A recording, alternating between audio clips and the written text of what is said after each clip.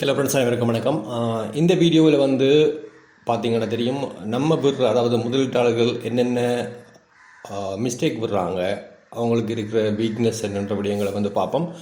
இதில் வந்து பார்த்திங்கன்னா தெரியும், இந்த வீடியோ வந்து பார்ட் 2 வீடியோ. இது வந்து கண்டினியூ போகிற கோர்ஸில் ஒரு பார்ட் தான். ஆகவே இதை கட்டாயம் அறிஞ்சிருக்க வேண்டியது வந்து மிக முக்கியம். ஏன்னு சொல்லி சொன்னால், நம்ம என்னென்ன பிள்ளைகள் மிஸ்டேக்கை விடுறோம்னு தெரிஞ்சால் தான் நம்ம அந்தந்த மிஸ்டேக்களை வந்து விடாமல் இருக்கலாம். சில விஷயங்களை வந்து நீங்கள் நோட் மாதிரி எடுத்து வச்சிங்கன்னா உங்களுக்கும் சில பல பிரயோசனமாக இருக்கும். பார்த்திங்கன்னா தெரியும், ஏற்கனவே 2 விடயம் பார்த்துருக்குறோம். வந்து ஒன்று எமோஷனல் இன்வெஸ்டிங்னு சொல்லி ஒன்று பார்த்துருக்குறோம். அடுத்து பார்த்திங்கன்னா தெரியும், லேக் ஆஃப் பேஷன்ஸ் வந்து பார்த்தோம். அடுத்தது வந்து இது பார்ட் 2ல் பார்க்க போகிறது வந்து ஓவர் கான்ஃபிடென்ட்னு சொல்லி. இது ஓவர் கான்ஃபிடென்ட் சொல்கிறேன் என்று சொல்லி சொன்னால், இப்போ சில வேளைகளில் வந்து நம்ம சில ரேடிங்கள் எடுத்து செய்யக்குள்ள வந்து 1-2 ரேடிங் வந்து நமக்கு சக்ஸஸ் ஆகிட்டேன்னு சொல்லி நம்ம யோசிப்போம், ரைட் ஓகே நம்ம இந்த இதில் வந்து ஒரு எக்ஸ்பர்ட் ஆகிட்டோம் இனின்னு சொல்லி போட்டு பெரிய ஒரு முதலீட்டில் கொண்டு இன்வெஸ்ட் பண்ண வலிக்கிடுவோம். அந்த டைமில் வந்து நமக்கு சரியான ப்ராப்பரான அனலைஸ் இல்லாமல், ப்ராப்பரான ரிசர்ச் இல்லாமல் இன்வெஸ்ட் பண்ண மாதிரி இருந்தால் நம்ம வந்து நட்டமடையக்கூடிய வாய்ப்புகள் வந்து அதிகம். அந்தபடியும் தான் இது வந்து அதீத நம்பிக்கை. அடுத்தது வந்து இந்த ஓவர் கான்ஃபிடென்ட்டால் என்ன செய்வோம் என்று சொல்லிச்சுன்னா, நிறைய ரேடிங்களை செய்ய வலிக்கிடுவோம். ஆகவே இது வந்து என்ன செய்யும் என்று சொல்லிச்சுன்னா, அதிகளவு லொஸ் ஆகிறதுக்குரிய வாய்ப்புகளும் வந்து அதிகமாக இருக்கும். அடுத்தது வந்து கோஸ்ட்டும் வந்து கூட இருக்கும். இந்த ரேடிங் கோஸ்ட்டும் வந்து கூட வரும் இந்த ஓவர் கான்ஃபிடென்ட்டால், ரைட். அடுத்தது வந்து கேர்ட் மென்டாலிட்டி என்று சொல்லி சொல்லுவோம். இது என்னென்னு சொல்லிச்சுன்னா, நம்ம சொந்தமான எந்த ஒரு ரிசர்ச்சும் இல்லாமல் வந்து மற்றவங்க சொல்கிறத வந்து நம்ம ஃபாலோ பண்ணுறது, அப்ளை பண்ணுறது, அதுதான் இந்த விடயங்கள். இது வந்து ஒரு மிகப்பெரியான பிரச்சனை. மற்றவங்க என்ன செய்கிறாங்களோ அவங்க செய்கிற மாதிரி நம்ம செய்ய வழிகிட்டமாக இருந்தால் நம்ம அதில் வந்து வெற்றியடைவது வந்து சாத்தியப்பாடு குறைவு. காரணம் என்னவென்று சொல்லி சொன்னால், அவங்களுடைய ஓனான சில விடயங்களை வச்சு கொண்டு சில தீர்மானங்கள் எடுப்பாங்க. அதை நம்ம ஃபாலோ பண்ணுறதால வந்து நமக்கு நிறைய பிரச்சனைகள், நட்டமடையக்கூடிய வாய்ப்புகள் வந்து அதிகம். அடுத்தது வந்து அதிகமான பங்குகளை வந்து நம்ம வாங்கும் பொழுது, அதாவது வந்து என்ன பிரச்சனைன்னு சொல்லி சொன்னால், மார்க்கெட் வந்து நல்லா போய் கொண்டிருக்கின்றது. இதில் வந்து நம்ம வந்து நிறைய பங்குகளை வந்து வாங்குவோம். அதாவது பீக்கில் இருக்கக்குள்ள வாங்குவோம். இப்போ பார்த்தீங்கன்னா தெரியும், இளைஞனுடைய பங்கு சந்தை வந்து பீக்கில் இருந்தது, பீக்குக்கு போனது. இப்போ கொஞ்சம் சரிவை சந்திச்சு கொண்டிருக்கிறது. அப்போ அந்த பீக்கில் வந்து வாங்கினால் என்ன நடக்கும் என்று சொல்லி சொன்னால், பீக்கில் அதிகூடிய விலைக்கு வாங்கிட்டு குறைஞ்ச விலைக்கு வந்து விற்க வேண்டிய கட்டாயம் பெறும். காரணம் என்னமென்று சொல்லி சொன்னால், இப்போ ஒரு பங்கு 70 ரூபாய்க்கு வாங்கிட்டோம், பங்குட விலை வந்து தொடர்ச்சியாக வந்து குறைய தொடங்குது. அப்படி 69, 65, 60 வந்து கொண்டிருக்கக்குள்ள நம்ம கடைசியாக பார்ப்போம், ஐயோ என்ன பங்கு விலை குறைய போதுன்றதுக்காக வேண்டி என்ன செய்வோம்னு சொல்லி சொன்னால், நம்ம கீழே ப்ரைஸ் வந்து வரக்குள்ளே வந்து பட்டமுக்கு வரக்குள்ளே வந்து நம்ம விற்றுடுவோம். ஆகவே நமக்கு வந்து கட்டாயம் வந்து லாஸ் தான் பெறும். பங்குச்சந்தையை பொறுத்தவரையில் நீங்கள் வாங்கிய பங்குகளை வந்து நீங்கள் குறைஞ்ச விலையை விற்காத வரைக்கும் அது உங்களுக்கு எந்த விதமான நட்டமும் இல்லை. இப்போ நீங்கள் 1000 பங்கு வாங்குறீங்களன்னு சொன்னால், 1000 பங்கையும் வந்து நீங்கள் விற்கலாக இருந்தால் அது உங்களுக்கு எந்த விதமான நட்டமும் ஏற்படாது. விற்றா மட்டும்தான் அந்த உங்களுக்கு வந்து அந்த நட்டம் வந்து ஏற்படும். நீங்கள் விற்காத வரைக்கும் அந்த பங்குகள் எந்த பங்கும் வந்து உங்களுக்கு ஒரு நட்டத்தை ஏற்படுத்தாது. ஏனென்று சொல்லிச்சுன்னா, அது எப்போ ஒரு நாள் வந்து மேலுக்கு வந்து அதிகரிக்கக்கூடிய வாய்ப்புகள் வந்து அதிகமாக தான் இருக்கும். சில காலங்களில் பார்த்திங்கன்னா தெரியும், இப்போ இந்த பீக்கில் பார்த்திங்கன்னா தெரியும், ஒரு மார்க்கெட்டில் வந்து விற்காமல் கிடந்த நிறைய பங்குகள் கூட நல்ல விலைக்கு வந்து விற்கும். காரணம் என்னன்னு சொல்லிட்டுனால், அது வந்து ஏற்படுகின்ற பொருளாதார சூழ்நிலைக்கு ஏற்ப வந்து மற்ற பங்குகள் விலை வந்து அதிகரிக்கக்குள்ள சில விற்காமல் இருக்கிற சில பங்குகளும் வந்து விற்கிறதுக்குரிய வாய்ப்புகள் வந்து இருக்கும். குறிப்பாக பார்த்திங்கன்னா தெரியும், இப்போ அண்மைய காலங்களில் பார்த்திங்கன்னா தெரியும், தேங்காயோட விலை வந்து 250 ரூபாய்க்கு மேலே போயிட்டுன்னு சொல்லலாம். 250 மேலே போயிட்டான். ஆகவே வந்து இந்த டைமில் பார்த்திங்கன்னா தெரியும், விற்காமல் முதல் வந்து ஒரு 20-30 ரூபாய்க்கு விற்ற தேங்காய் எல்லாம் வந்து இப்போ வந்து 70-80 ரூபாய்க்கு, 90 ரூபாய்க்கு, 100 ரூபாய்க்கு கூட விற்கிது. அப்போ அப்படியான செயல்பாடுகள் வந்து நடக்கும். இப்போ நல்ல பொருள் விற்கக்குள்ள வந்து என்ன நடக்கும்னு சொல்லிச்சு, நல்ல விலைக்கு விற்கக்குள்ள மக்கள் வந்து இன்னும் கீழுக்கு இருக்கிற பொருட்களையும் குறைஞ்ச விலை உள்ள பொருட்களையும் வந்து கூடிய விலைக்கு வந்து வாங்க வலிக்கிடுவாங்க. ஆகவே வந்து ப்ரைஸ் வந்து எப்படியோ மேலுக்கு போகக்கூடிய சாத்தியப்பாடு அதிகமாக தான் இருக்குது. அடுத்தது வந்து கன்ஃபர்மேஷன் வயசுன்னு சொல்லுவோம். அதாவது நம்ம சில விஷயங்களை நம்புறமாக இருந்தால் அந்த நம்பிக்கையை மாதிரி அந்த நம்பிக்கைக்கு ஏற்ப நம்ம சில தகவல்களை தேடுவோம் அல்லது அதன் நம்பிக்கையின்படி செய்யப்படுவோம். குறிப்பாக ஒரு கம்பெனி வந்து பார்த்திங்கன்னா தெரியும் 10 வருஷத்தில் வந்து நல்லா உழைச்சிருக்கு, அந்த கம்பெனி மீது நமக்கு நம்பிக்கை இருக்குது. ஆகவே வந்து ஒரு நபர் சொல்கிறார் இந்த கம்பெனி சரி வராது, அல்லது அவங்களோட கம்பெனி ரிப்போர்ட்டை பார்க்குறோம் வந்து இனி ஃப்யூச்சரில் வந்து அந்த கம்பெனி நல்லா போக சாத்தியப்பாடு இல்லை. ஆனால் என்ன செய்கிறோம்னு சொல்லிச்சோன்னா இல்லை, நம்ம அந்த ரிப்போர்ட்டை நம்ம யோசிக்கிறோம் ரைட்டு, இல்லை இந்த கம்பெனி போகுமன்ற. அதாவது நம்ம தீர்மானங்களுக்குள்ளே வந்து நம்ம அந்த சில பற்றுக்கள் காரணமாக, சில கம்பெனிகள ஒரு விருப்பம் காரணமாக, நமக்கு 10 வருஷம் நமக்கு இந்த கம்பெனியால் உழைச்சிருக்கிறோம் ரைட் ஓகே ஆட்டு ஒரு சில தீர்மானங்கள் அதை வச்சு கொண்டு மேற்கொள்கிறோம். அப்படியான சந்தர்ப்பம் வந்து பிழையான சந்தர்ப்பம். அப்படியும் வந்து சில தீர்மானங்களை மேற்கொள்ளக்கூடாது. அடுத்தது சில தகவல் கிடைக்குதுன்னு சொல்லிட்டுன்னா இந்த தகவல் பொய்யா இருக்கலாம் என்று போட்டு நமக்கு ஆதரவான தகவல்களை மட்டும் தருறது, ஒரு சைட் பக்கத்தை மட்டும் வந்து பார்க்கக்கூடிய தன்மை வந்து தான் வந்து இதன் காரணமாக நம்ம உண்மையான தகவல்களை வந்து கட்டாயம் வந்து என்ன செய்வோம்னு சொல்லிச்சுன்னா உதாசீனப்படுத்தி விடுவோம். ஆகவே வந்து ஃப்யூச்சரில் வந்து நட்டமடைகிறதுக்குரிய வாய்ப்புகள் வந்து அதிகம். அடுத்தது லாஸ் அவேர்ஸ்ன்னு சொல்லி வந்தாக்குள்ள இழப்பு, அதாவது லாஸ் ஆகிறோம்னு ஒரு பயம் ஒன்று வரும் நமக்கு. அதாவது ஒரு பங்கு சந்தையில் ஒரு பங்களை வாங்கிட்டோம், ஆனால் நம்ம சரியாக அனலைஸ் பண்ணி தான் வாங்கியிருக்கோம். இந்த பங்கு வந்து ஒரு வருஷத்துலேயோ அல்லது ஒரு 6 மாதத்துலேயோ நல்ல நிலைக்கு போகுமன்றதில் வாங்கியிருக்கோம். ஆனால் என்ன பகுதின்னு சொல்லி சொன்னால் ஏதோ ஒரு சில காரணங்கள், இப்போ அண்மையில் ஏற்பட்ட இப்போ பார்த்திங்கன்னா தெரியும் அமெரிக்கா வந்து அதாவது இறக்குமதி தீர்வையை வந்து அவங்களோட நாட்டுக்குரிய இறக்குமதி, அதாவது இலங்கையிலிருந்து ஏற்றுமதி செய்கிற பொருட்கள், அதாவது இலங்கையிலிருந்து ஏற்றுமதி செய்யப்பட்டு அமெரிக்காவால் இறக்குமதி செய்யப்படுற பொருட்கள் மீது வந்து வரியை விதிச்சிருக்கிறாங்க. அப்போ அந்த வரியின் காரணமாக வந்து சில பங்குகள் வந்து டவுன் ஆகும். இப்போ இந்த சந்தர்ப்பத்தில் பார்த்தீங்களான்னு நீங்கள் சொன்னால், ஆனால் நீங்கள் வந்து பங்குகள் சரி ஒரு கம்பெனி அனலைஸ் பண்ணி தான் வாங்கியிருப்பீங்க. ஆனால் இப்படியான சந்தர்ப்பங்களில் வந்து நீங்கள் என்ன செய்வீங்கன்னு சொல்லிச்சுன்னா நீங்களும் வந்து பயத்தில் வந்து பங்குகளை வந்து விற்கக்கூடிய நிலை வரும். இந்த நிலையில் நீங்கள் வந்து லாஸை வந்து சந்திக்கக்கூடிய விடயமாக இருக்கும். அடுத்த ஒரு விஷயம் என்னவென்று சொல்லிச்சுனால் இப்படியான சந்தர்ப்பங்கள் நடக்க போகுது. இப்போ ஒரு பார்த்தீங்கன்னா தெரியும், ஒரு பங்கு வந்து உங்களுக்கு தெரியும் வந்து இந்த பங்கு வந்து விலை குறைய போகுதுன்னு சொல்லிச்சுனால், ஒரு 90 ரூபா விற்கிற பங்கு வந்து கட்டாயம் வந்து இப்படியான காலநிலைகளால் ஒரு 70 ரூபா போகுதுன்னு சொல்லிச்சுனால் உங்கள்கிட்ட ஒரு 1000 பங்கு இருக்குன்னு சொன்னால் நீங்கள் என்ன செய்யுங்கன்னு சொன்னால் ஒரு 300 பங்கை நீங்கள் விற்கலாம். ரைட் ஓகே பிரச்சனை. 300 பங்கை விற்றுட்டு அதில் காசை கொண்டு நீங்கள் கீழே வந்து ஒரு 320 அல்லது 350 பங்குகளை வாங்கக்கூடிய கீழே அதே உங்களுடைய போர்ட்போலியோவை நீங்கள் அதிகரித்து கொண்டே போகலாம் வந்து இப்படியான செயற்பாடு மூலம். அதை விற்றுப்பட்டு காசு எடுத்துகிட்டு போகாமல் நீங்கள் என்ன செய்யணும்னு சொல்லிச்சோன்னால், இப்போ ஒரு மார்க்கெட் வந்து நாளைக்கு குறைய போகுதுன்னு சொல்லிச்சோன்னால் அந்த உடனே வந்து உங்களோட பங்குகளை விற்றுட்டு நீங்கள் அதில் ஃபுல்லாக வைக்கக்கூடாது. உங்களோட பங்குகளை விற்கக்கூட வந்து ஒரு பாட்டாக வந்து விற்கணும். உங்கள்கிட்ட 1000 பங்கு இருக்குன்னு சொன்னால் அது ஒரு 30% முதல் வந்து விற்கணும். விற்றுட்டு அதில் பணத்தை கொண்டு வந்து குறைஞ்சி வரக்குள்ளே வந்து நீங்கள் ஒரு 300 ஷேர்ஸை விற்றுட்டீங்க, கீழே வந்து நீங்கள் குறைஞ்ச விலையில் வரக்குள்ள 350 ஷேர்ஸ் வந்து வாங்கலாம். உங்களுக்கு சிம்பிளாக வந்து ஒரு 50 ஷேர்ஸ் வந்து ப்ராஃபிட் வந்து அந்த இதில் வந்து கிடைச்சிடும். இப்படியான சில ரொட்டேஷன் விஷயங்களை வந்து நீங்கள் செய்யக்கூடியதாக இருக்கும்.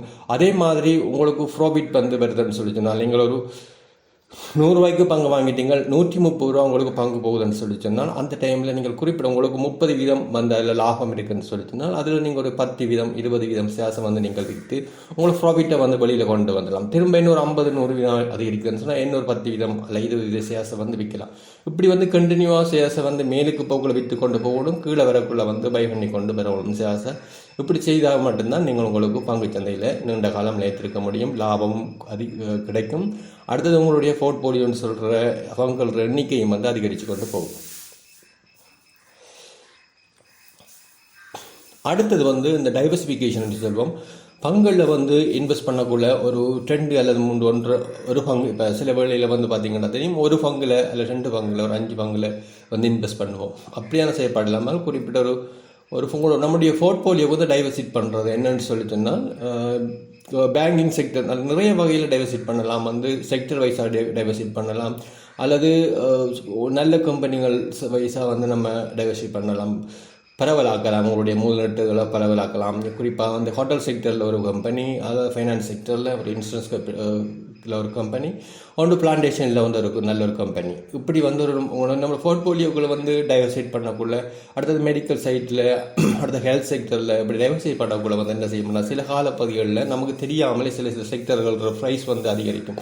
அப்போ அந்த நேரத்தில் பார்த்தீங்கன்னா நம்மளோட சாசன பங்குகள் பெறுமதி அதிகரிக்கும், லாபம் அதிகரிக்கும். அதில் ஒரு குறிப்பிட்ட பகுதியை நம்ம விற்று பணமாக மாற்றிக்கொள்ளக்கூடியதாக இருக்கும். அடுத்தது பங்குகளில் இன்வெஸ்ட் பண்ணக்குள்ள ஒரு பங்கில் இன்வெஸ்ட் பண்ணாமல் ஒரு 5 அல்லது 10 பங்குகளில் வந்து இன்வெஸ்ட் பண்ணுறதும் வந்து நம்மளை நமக்கு நட்டம் ஏற்படுவது வந்து பாதுகாக்கும். ரைட். அடுத்தது மார்க்கெட் டைமிங் மிஸ்டேக்னு சொல்கிறது. சில நேரத்தில் நம்ம சந்தை இந்த நேரத்தில் இதற்கு வந்து கணிக்கலாம் இருக்கும். அது என்ன ரீசன் சொன்னால், இப்போ மார்க்கெட் வந்து நம்ம எதிர்பார்த்து கொண்டிருக்கிறோம். இப்போ அதிகமான இன்வெஸ்டர் எதிர்பார்த்துருப்பாங்க இந்த மார்க்கெட் வந்து 17,000 போனது 22,000 வரைக்கும் மேலே போகும்னு சொல்லி எதிர்பார்த்துருப்பாங்க. ஆனால் பார்த்தீங்கன்னா தெரியும், ஒரு அமெரிக்காவோட தீர்மானங்கள், ஒரு இந்தியாவுடைய தீர்மானங்கள், வேறு நாடுகள் தீர்மானங்கள், அதில் இலங்கையினுடைய நிதி அமைச்சு மற்றும் சென்ட்ரல் பேங்க் மற்றும் அந்த வரி விதிக்கின்ற இன்கம் ரெவென்யூ சம்பந்தமான டிபார்ட்மெண்ட்களுடைய செயற்பாடு காரணமாக என்ன நடக்கும்னு சொன்னால் பங்குச்சந்தை வந்து சரிவை சந்திக்கும். ஆகவே இதை வந்து நம்ம எதிர்பார்க்க மாட்டோம். சில வேளையில் இலங்கையில் ஏற்படுகின்ற ஒரு இயற்கை அனர்த்தங்கள், புயல் அல்லது ஹெல்த் சம்பந்தமான இஷ்யூகள், அதாவது கொரோனா மாதிரியான செயற்பாடுகள் கூடாகவும் வந்து பங்குச்சந்தை மிக அளவில் வந்து சரியும். இதை வந்து நம்ம எதிர்பார்க்க மாட்டோம். இதை எதிர்பார்க்கவும் முடியாது, ஏனென்றால் திடீரென நடைபெறுகின்ற விடயங்கள். ஆகவே இப்படியான இதுகளை வந்து இதுவும் வந்து நமக்கு ஒரு பெரிய பிரச்சனையாக இருக்கும். ரைட். ஆகவே வந்து இந்த நேரத்தில் வந்து நீங்கள் என்ன செய்யலாம் என்று சொல்லி சொன்னால், இப்போவும் நீங்கள் வந்து பங்கு சந்தையில் நீங்கள் ஒரு லட்சம் ரூபா நீங்கள் முதலீடு செய்கிறீங்களா இருந்தால் குறைஞ்சது அதில் ஒரு 30% வந்து கேஷாக வந்து வச்சுக்கொள்ளுங்க. அது என்னத்துக்காக வேண்டி சொல்லி சொன்னால், நீங்கள் வந்து இந்த பங்கு சந்தையில் பங்குற விலை வந்து குறையக்குள்ள வந்து அதை விற்கலாம், அதாவது வாங்கக்கூடியதாக இருக்கும். அதாவது அதிகரிக்கக்குள்ள நீங்கள் விற்றுட்டு ஒரு 30% மணியை வந்து சேவ் பண்ணுங்க. 30 அல்லது 50% கூட வச்சுக்கொள்ளலாம். அந்த ரேஞ்சில் வச்சு கொண்டீங்களா இருந்தால் பங்குச்சந்தையில் வந்து பங்குற விலை வந்து குறையக்குள்ள வந்து நீங்கள் வாங்கக்கூடியதாக இருக்கும். அடுத்தது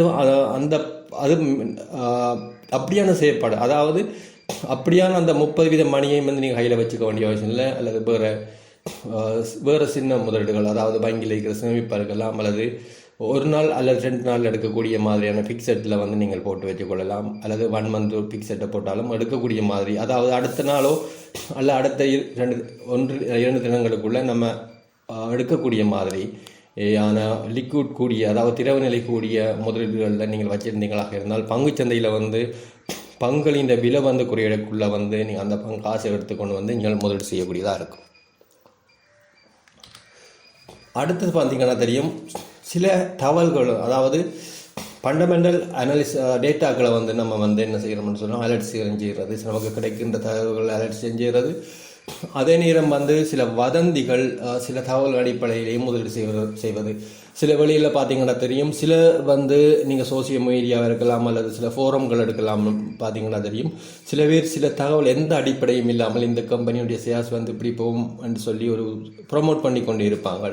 சில வேளை ஃபெய்ட் ப்ரொமோஷனாக சில காசு கொடுத்து கூட செய்வாங்க. சில யூடியூப்பில் கூட இந்த கம்பெனியை வாங்குன்னு சொல்லி அவங்களுக்குரிய முதலீடுகள் செய்யக்கூடிய அளவுக்கு செய்வாங்க. பெரும்பாலும் இலங்கை பொறுத்தவரையில் இப்படி இல்லை. ஆனால் சில இந்தியா மற்றும் வேறு நாடுகளை பொறுத்தவரையும் இப்படி வெயிட் பண்ணி ஊடகங்கள், அதாவது சோசியல் மீடியாவில் வந்து ப்ரொமோட் பண்ணுவாங்க. அதை நம்பிக்கொண்டு நம்ம வந்து வாங்குவோம், உண்மையான தகவல்னு சொல்லி வாங்கிக்கொள்வோம். அதே நேரம் சில நல்ல தகவல்களையும் வந்து நம்ம அலட்சியம் செஞ்சு விடுவோம். ஆகவே இந்த சந்தர்ப்பத்தில் வந்து நமக்கு வந்து நட்டமடையத்துக்குரிய வாய்ப்புகள் இருக்குது. அடுத்தது நிறுவனத்தினுடைய உண்மையான, அதாவது நிறுவனத்தினுடைய உண்மை நிலையை அறியாமல் வந்து நம்ம செய்யப்படுறதன் காரணமாக சில வழியில் ஒரு பேங்க் சம்பந்தமான ஒரு பொய்யான நியூஸ் வந்து வருகுதுன்னு வருகுது. அதாவது நம்பிக்கொண்டு நம்ம வந்து விற்கிறோம், நம்மகிட்ட இந்த பங்களை விற்கிறோம் அல்லது அந்த பங்கு விற்கிறமாக இருந்தால் வந்து அந்த டைம்லேயும் வந்து நம்ம நட்டமடையக்கூடிய வாய்ப்புகள் வந்து அதிகம். ஆகவே வந்து என்னதான் இருந்தாலும் நீங்கள் வந்து அந்த செயற்பாடுகளையும் நியூஸ்களையும் வந்து உண்மைத்தன்மையை நீங்கள் வந்து உறுதிப்படுத்தி கொள்ளணும். அதை விட உங்களுக்கு சிறிய அடிப்படையான உண்மையான அந்த நிறுவனத்தின் தகவல் வந்து உங்களுக்கு கட்டாயம் தெரிஞ்சிருக்கணும். பண்ட அடிப்படையில் தெரிஞ்சிருந்தீங்களாக இருந்தால் இதில் எந்த பாதிப்பும் நமக்கு வராது. அடுத்தது ரிஸ்க் மேனேஜ்மெண்ட் சம்பந்தமான விடயத்தை வந்து பார்ப்போம்.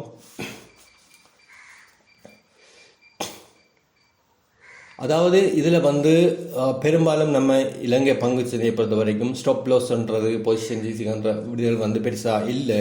காரணம் என்னன்னு சொல்லி சொன்னால், டே ட்ரேடிங் பண்ணக்குள்ள அல்லது வந்து கட்டாயம் மார்ஜின் ட்ரேடிங் பண்ணக்குள்ள வந்து இந்த கட்டாயம் ஸ்டாப் லாஸ்ன்றது வந்து விடயங்கள் வந்து கட்டாயம் தெரிஞ்சுக்கணும்.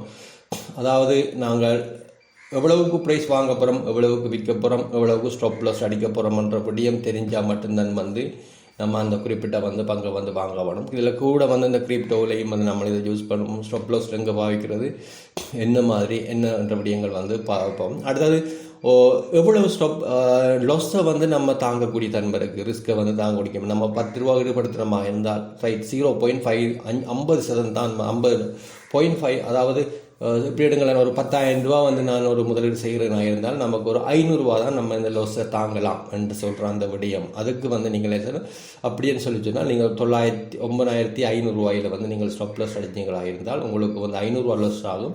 அப்போ 10,000 ரூபாய்க்கு நீங்கள் வாங்கிட்டீங்க, உங்களோட டார்கெட் வந்து 12. சிலவில் கீழே வந்தால் ஷேர்ஸ் வந்து உங்களுக்கு 950 வந்து ஸ்டாப் லாஸ் வரும். ஸ்டாப் லாஸ் என்னன்னு சொன்னால் ஆட்டோமேட்டிக்காக வந்து அந்த ஆர்டர் வந்து ஃபில் ஆகிடும். நான் 9,500 வரக்குள்ள அந்த ஆர்டர் வந்து ஃபில் ஆகி உங்களுக்கு லாஸில் வந்து ஃபில் ஆகும். ஆகவே 500 ரூபா உங்களுக்கு நட்டமடைவீங்க. இதுதான் அந்த செயற்பாடு. இதுவும் மட்டும் செயற்பாடு இல்லை. இந்த ரிஸ்க் மேனேஜ்மெண்ட்டில் நான் சொன்ன மாதிரி ஒரு 30% அல்லது 50% மணியை வந்து நீங்கள் கையில் வச்சுக்கொள்ளணும். என்ன சத்துக்குன்னு சொல்லிச்சுன்னா இந்த பங்கு சந்தையில் குறைவடையக்குள்ளே நீங்கள் இன்வெஸ்ட் பண்ணுவதற்கும், அதே மாதிரி நீங்களோட பங்குச்சந்தை அதிகரிக்கக்குள்ளே வந்து அந்த உங்களுடைய லாபத்தில் குறிப்பிட்ட லாபத்தை நீங்கள் வெளியில் கட்டாயம் எடுத்துட வேணும். இதுதான் மிக முக்கியமான விஷயம். சில பங்குகளுக்கு வந்து நம்ம லாபம் இன்னும் கூடும் இருந்தமாக இருந்தால் பெரிய நட்டத்தை வந்து சந்திப்போம். அதிகளவு ஆசையும் வந்து ஷேர் மார்க்கெட்டில் கூடாது. ரைட், உங்கள் சில விடயங்கள் இருக்குது. அதாவது எவ்வளவு ப்ராஃபிட் வந்து ஒரு வருஷத்துக்கோ அல்லது குறிப்பிட்ட காலத்துக்கு, இப்போ நான் ஒரு 3 மந்த்துக்குள்ளே எனக்கு ஒரு 20% அல்லது 30% ப்ராஃபிட் கிடைக்கிறதுனா அது ஒரு பெரிய விஷயம். அந்த இதை வந்து நம்ம அதில் குறிப்பிட்ட ஷேர்ஸ் எல்லாம் இல்லை. ஒரு 1000 ஷேர்ஸ் இருக்குதுன்னு சொன்னால் 30% லாபம் இருந்தால் ஒரு 30% ஷேர்ஸ் அல்ல 20% வந்து நீங்கள் வந்து விற்று அதுக்குரிய காசை வந்து நீங்கள் கொண்டு வெளியில் எடுத்து அதை நீங்கள் ஒரு ரிசர்வ்லையோ அல்லது எதிர்காலத்தில் முதல் செய்வதற்காக நீங்கள் அந்த காசை வந்து வச்சுக்கொள்ள வேணும். இந்த விடயங்கள் செய்ய வேணும். ரைட், இவ்வளவுதான் இந்த விடயங்கள், இது தொடர்பான விடயங்கள். இது வந்து இந்த வீடியோ கொஞ்சம் உங்களுக்கு பிரயோசனமாக இருக்கும்னு நினைக்கிறேன். அப்படி பிரயோசனமாக இருந்தால் வந்து இதை லைக் பண்ணுங்கள். அல்லது ஏதாவது இதில் விடயங்கள் தெளிவில்லாமல் இருந்தால் கீழே காமெண்ட்ஸில் வந்து குறிப்பிடுங்க. நன்றி, வணக்கம்.